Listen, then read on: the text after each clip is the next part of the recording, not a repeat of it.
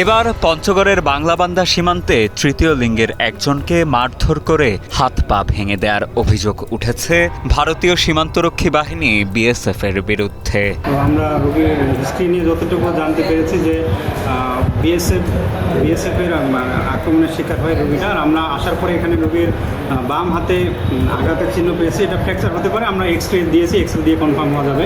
৮ জুলাই সকালে কিরণ নামের আহত সেই ব্যক্তিকে উদ্ধার করে প্রথমে তেঁতুলিয়া উপজেলা স্বাস্থ্য কমপ্লেক্সে ভর্তি করে বর্ডার গার্ড বাংলাদেশ বিজিবি।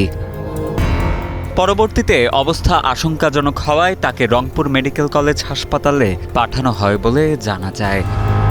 এ বিষয়ে পঞ্চগড় আধুনিক সদর হাসপাতালের চিকিৎসক ডাক্তার রহিমুল ইসলাম জানান, তাকে তেঁতুলিয়া থেকে এখানে রেফার করা হয়েছিল।